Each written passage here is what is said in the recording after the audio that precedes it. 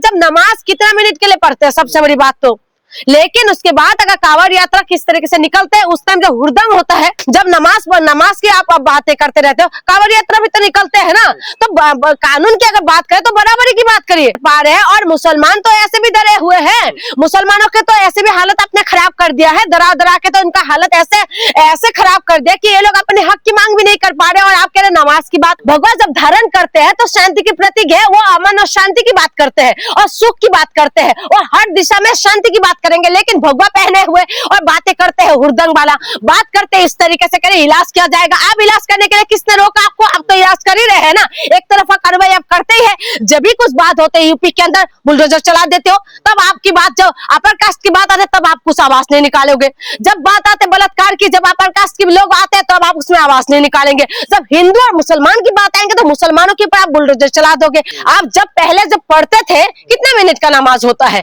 और थोड़ा सा जब पढ़ते थे उसके बाद आपको इतना दिक्कत है, उसके बाद तो ये लोग पढ़ना ही छोड़ दिया। आप बताइए ना कहाँ पढ़ते हैं? रोड पे। सिर्फ और सिर्फ इनका काम यही है कि मुसलमानों का पेश टाइट करो, मुसलमानों के लिए बोलते रहो, मुसलमानों की नमाज पढ़ने की बात करो, मुसलमानों की ईद न मनाने की बात करो। हमारे पत्रकारों को देखो ना, नाक उठा उठा के किस तरीके से बात करते हैं। जो मोदी जी से एक सवाल नहीं कर सकते, जो मोदी जी से एक सवालों का जवाब नहीं ले सकते, उसके बाद आज वो सर उठा के बोलते हैं। आज देश के अंदर कोई बोलते हैं तो जेल के अंदर चले जाते हैं। आज जमानत नहीं मिल पाए, उमर खदिल जैसे व्यक्ति को आज अभी तक जमानत नहीं दे रहे हैं, और लगातार जो है सोशल एक्टिविस्ट को जेल के अंदर कर रहे हैं। पत्रकारों के ऊपर मुकदमा हो जाए, बार बार जो है केस कर देते हैं, जो बलात्कारी खुलेआम घूम रहे हैं।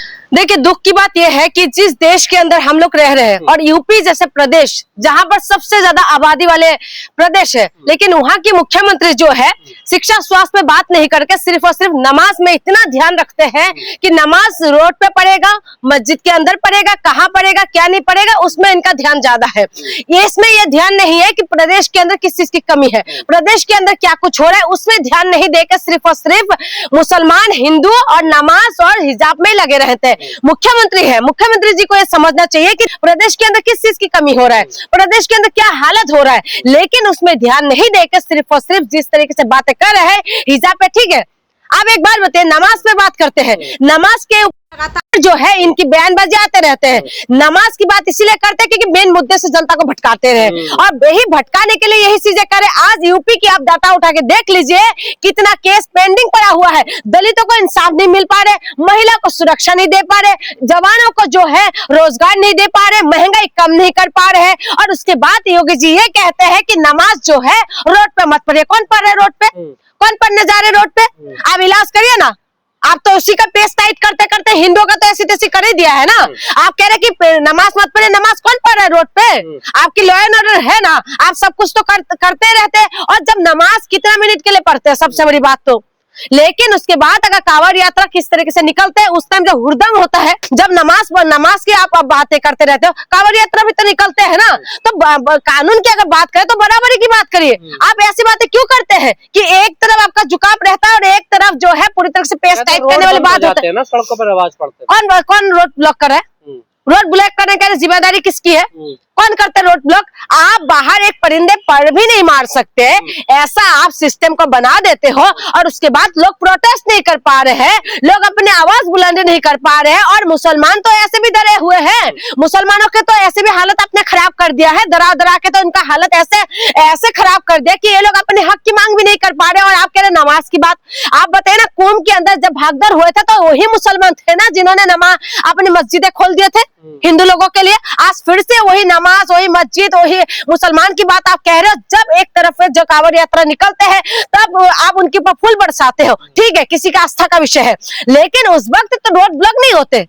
अगर बात करें तो दोनों का बराबरी की बात करें ना, बात एक तरफ का क्यों करते हैं? और बात एक तरफ का इसलिए करते हैं क्योंकि ये ज्यादा तक जो है हिंदू सम्राट बनना चाहते हैं, हिंदू हृदय सम्राट बनना चाहते हैं, लेकिन हिंदू हृदय जो सम्राट बन रहे हैं ना, उसकी वजह से सिर्फ और सिर्फ हिंदू का। किसने मना किया? नमाज पढ़ेंगे, क्यों नहीं पढ़ेंगे? कौन है उनको रोकने वाले? सड़कों पे पढ़ेंगे। सड़कों पे क्यों पढ़ेंगे? किसने बोला सड़कों पे पढ़ते हैं? सड़क इनका बाप का है क्या? सड़क जो बन रहे हैं, सड़क इनका बाप का है क्या? किसी की बाप का नहीं है। सड़क जो है ये जनता का टैक्स का पैसे से बनते हैं। आप उनके ऊपर एक्शन नहीं लेते। जो रेपिस्ट घूमते रहते हैं, जो रेपिस्ट जाके आपकी बनारस के अंदर जो है दर्शन करके आ गए, राम मंदिर के अंदर जो आपका वीवीआईपी पास लेके दर्शन करके आ गए, उसमें आपका एक्शन नहीं लेंगे। आप उस वक्त एक्शन नहीं लेते। योगी जी का कहना है अगर प्यार से नहीं मानेंगे तो हमें दूसरा भी तरीका। देखिए यही करेंगे। एक मुख्यमंत्री का इस तरीके का भाषा किस तरीके की शोभा देते हैं आप बताइए। मुख्यमंत्री सबसे बड़ा प्रदेश है, पूरा भारत के अंदर सबसे बड़ा प्रदेश है यूपी, और यूपी के मुख्यमंत्री इस तरीके की बातें कर रहे हैं, इस तरीके की भाषा जो ये लोग यूज कर रहे हैं, आप बताइए ना। उसके बाद आप उनको क्या बोलेंगे? भगवा धारण कर रखा है, वही भगवा तो शांति का प्रतीक है, जो शांति सिखाते हैं।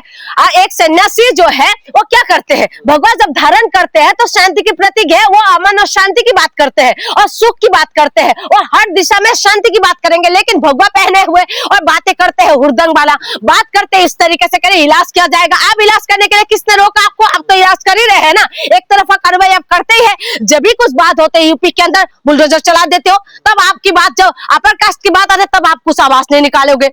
जब बात आते बलात्कार की, जब अपर कास्ट के लोग आते हैं तो अब आप उसमें आवाज नहीं निकालेंगे। जब हिंदू और मुसलमान की बात आएंगे तो मुसलमानों के ऊपर आप बुलडोजर चला दोगे। तो ये कौन सा आपका दोगलापन है? योगी जी ने खुद कहा है ना कि अगर नमाज आपकी पढ़नी है तो पढ़ो, लेकिन वो शिफ्ट में बदल दो।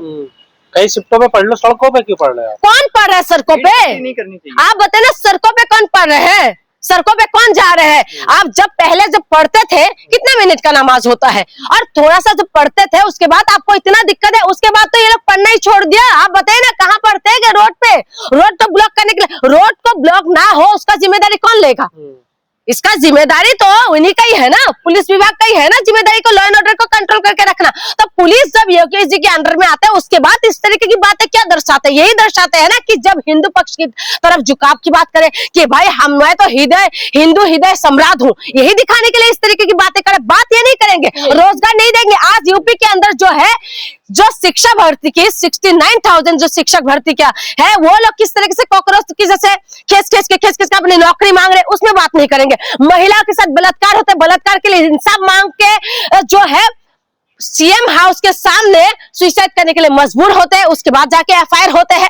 इस तरीके के हालात आप यूपी के अंदर बना देते। यूपी के अंदर बेटी को रातों रात जला देते, उसके लिए आप आवाज नहीं निकालेंगे।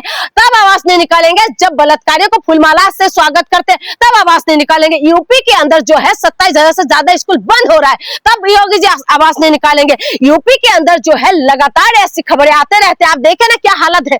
गंगा की सफाई के नाम पे आप लोग कितना प्रोजेक्ट आप लोग लेके आते, लेकिन गंगा की सफाई हुआ उसमें कौन काम करेगा? आज जो है क्लाइमेट चेंज हो रहा है, आज गर्मी की वजह से लोग रह नहीं पा रहे, पोल्यूशन ज्यादा है, जवानों के पास नौकरी नहीं है, बलात्कार लगातार होते जा रहे हैं। उसमें जो है योगी सरकार उसमें ध्यान नहीं देगी, योगी जी उसमें ध्यान नहीं देंगे। सिर्फ और सिर्फ इनका काम यही है कि मुसलमानों का पेश टाइट करो, मुसलमानों के लिए बोलते रहो, मुसलमानों की नमाज पढ़ने की बात करो, मुसलमानों की ईद न मनाने की बात करो। ये लगातार इस तरीके की बयानबाजी क्यों करते हैं? इससे पहले ही क्यों बन जाता मुद्दा आखिर? इसलिए बनाते हैं ना भाई, हिंदुओं को कुछ दे तो पा नहीं रहे, हिंदुओं को चुनचुना तो पकड़ाना पड़ेगा ना। हिंदुओं के पास नौकरी नहीं है, पेपर लीक हुआ है, इस वक्त पेपर लीक हुआ है ना, 22 लाख के आसपास बच्चों का जिंदगी भविष्य खराब हो रहा है, तो उनको क्या करना है? भटकाना तो पड़ेगा ना, इनका काम ही भटकाना। तो जब भी मुसलमान की बात आ जाते हैं, वाह एकदम हमारे हिंदू लोग तो खुशी के मारे झूम उठते हैं। भाई ये तो हिंदू मुसलमानों को तो पेश टाइट करने में लग गए हैं। आप सारी बातें भूल जाओ, मेन मुद्दों से भटका दिया। और क्या मेन मुद्दे से भटकाने की बात करें? आप बताइए क्या हालत हो रहा है। इसलिए मैं कह रही हूँ देश के अंदर पेपर लीक कोई मुद्दा नहीं रहा। आज जो मुद्दा नहीं रहा नौकरी, आज मुद्दा नहीं रहा महंगाई, आज मुद्दा ये नहीं रहा महिला सुरक्षा। बताइए, महिला के लगातार यूपी के अंदर महिला गायब होते हैं, महिला के साथ बलात्कार होते हैं, महिला को उठा लिया जाता है, और वही योगी सरकार ये बड़ी बड़ी धकोसले की बात कहते हैं, कह रहे कि नमाज मत पढ़ो। नमाज नहीं पढ़ेगा, नमाज नहीं पढ़ेगा, आप उनको करिए ना, करिए मस्जिद के अंदर ही पढ़े, आप कानून बनाइए। कब तक करता रहेगा देश में? कब तक करता रहेगा? ये कब तक? सुनिए, ये जो है हम जनता डिजर्व कर रहे हैं, इसीलिए ये लोग हिंदू मुसलमान कर रहे हैं। और आज आप बताइए, ईवा की पेपर लीक हो रहा है, सीजीआई किस तरीके की बात करे, कॉकरोच बता रहे हैं, और कॉकरोच जनता पार्टी के नाम से सोशल मीडिया पे एक पार्टी बना लिया। ऐसे क्रांति आएगा, ऐसे क्रांति आएगा देश के अंदर। तो यही देश के अंदर सोशल मीडिया पे ट्वीट कर दो, सोशल मीडिया पे पोस्ट लिख दो, बस खत्म। नमाज मत पढ़ो, गोश्त मत खाओ, बस आप फ्रिज के अंदर क्या रख रहे हो, आप क्या खाना बना रहे हो, आप कहाँ जा रहे हो, आप किसके साथ प्यार करोगे, किसको आप शादी करोगे, ये सारे सरकार डिसाइड करेंगे। ये सारी बातें जो है योगी जी डिसाइड करेंगे कि आप कहाँ नमाज पढ़ेंगे, कहाँ नहीं पढ़ेंगे। क्यों? आप तब बलात्कारी का इलाज नहीं कर सकते जो आपकी नाक के नीचे जाके वीवीआईपी ट्रीटमेंट लेके जो है जाके दर्शन करके आते हमारी राम जी का, तब आपकी तब आंखें नहीं खुलते, तब नहीं दिखाई देते। तब जो नाक के नीचे जो है रेपिस्ट घूम रहे हैं, तब आप उनका इलाज नहीं कर सकते, सिर्फ मुसलमानों का इलाज करते रहो। मुसलमानों के नाम पे जो है बस सिर्फ और सिर्फ जो है वोट लेने का काम करते हैं, अदरवाइज कुछ नहीं। और मुसलमानों के नाम पे पेश टाइप सिर्फ हिंदुओं का हो रहा है, और ये जो हो रहा है ना, ये हम लोग सब डिजर्व करते हैं और डिजर्व कर रहे हैं, इसी वजह से तो हो रहा है। कब तक करता रहेगा हिंदू मुसलमान? क्या आज भी जनता को समझ नहीं आ रहे?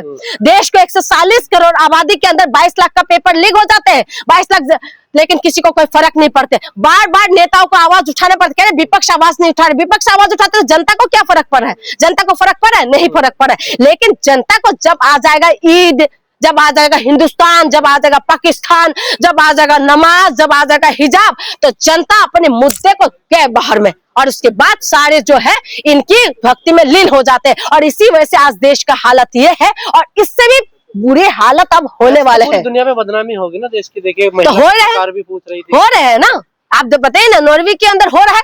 नॉर्वे हमारी पूरा वर्ल्ड फ्रीडम में नॉर्वे 1 नंबर पे है, और हमारे देश 157 में है।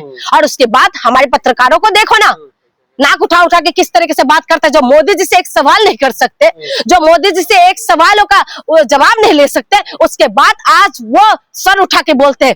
ये 157 में होना क्या, ये गर्व की बात है।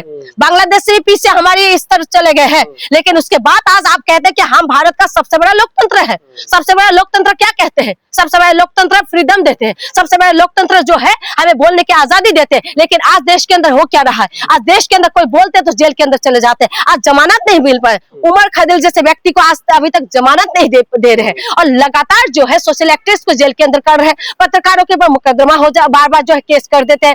जो बलात्कारी खुलेआम घूम रहे हैं, और बलात्कारी चौड़ा बन के, कल मैंने देखा है एक पोस्ट कि एक बलात्कारी रेपिस्ट है, उसको जब जेल से बाहर निकले तो उसके बाद फूलमाला से स्वागत करे। ये हमारे देश बना रहे, ये कौन बना रहे? यही लोग ही तो है। आप बस भाजपा का गुण गाइए, आप भाजपा का तारीफ तो करते रहिए, उसके बाद कुछ स्वतंत्र मीडिया के सवालों का जवाब देंगे? कहाँ देंगे? दिया है आज इतने सालों से, 12 साल से मोदी जी ने कोई जवाब दिया है? नहीं देने वाले। आज देश का हालत देखिए, सोना खरीदने के लिए मना करे, पेट्रोल डीजल की हालत क्या हो रहा है? पेट्रोल डीजल लेने के लिए लोग लाइन पे लगे हुए हैं।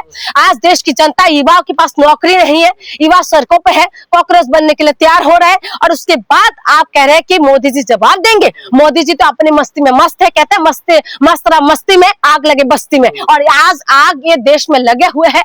आज देश का हालत कितना खराब हो चुका है, देश का युवा का हालत खराब हो रहा है। लेकिन युवा जो है बस सोशल मीडिया पे ट्वीट और सोशल मीडिया पे अपने बयानबाजी करके शांत हो रहा है, और यही हमारे देश का असलियत है। और देश इससे भी ज्यादा बुरी हालत होने वाले हैं जो लगातार हो रहे हैं। और आप देखें ना, लगातार ये लोग चुनाव जीत रहे हैं, और लगातार उसके बाद ये अपने मेन मुद्दे से जनता को भटका के सिर्फ और सिर्फ हिंदू मुसलमान और हिंदुस्तान पाकिस्तान के अंदर ही अटका के रखना चाहते हैं। लेकिन जनता को ये समझना पड़ेगा, अगर नहीं समझेगा ना तो देश की दुर्दशा में जाने से कोई नहीं रोक सकते।